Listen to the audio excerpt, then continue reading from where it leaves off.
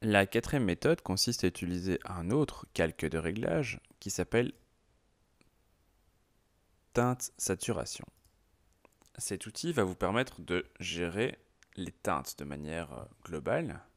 Vous pouvez aller choisir une autre teinte, saturation et une luminosité.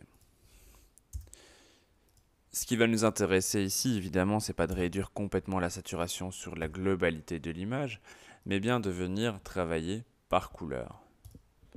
L'intérêt de cette méthode, en plus de pouvoir travailler sur la luminosité de chaque couche de couleur, va être de pouvoir laisser un tout petit peu de saturation pour certaines couleurs.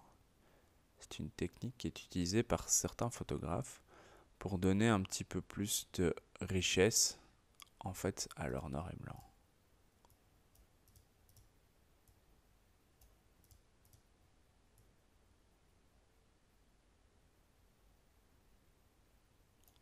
Après, évidemment, c'est une question de goût, de style, euh, de résultats finalement qu'on veut obtenir en fonction du sujet et globalement de la direction artistique que l'on veut donner. Donc par exemple ici, je laisse un tout petit peu de rouge dans mon image. On se rend à peine compte que les lèvres sont légèrement colorées, mais ça apporte un petit peu plus de richesse à mes couleurs.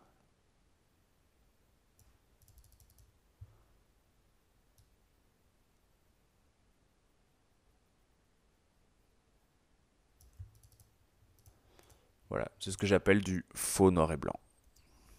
Vous voyez, la peau garde un petit peu une saveur un petit peu chaude, ce qui est assez intéressant du coup, sans que finalement on se dise oui, s'il y a de la couleur, on a quand même l'impression que c'est du noir et blanc. Les lèvres aussi. C'est pas moi aussi d'attirer l'attention finalement sur le regard, sur le visage, sur les lèvres, parce que quelque chose de plus saturé va attirer davantage l'œil que quelque chose de moins saturé. Fin.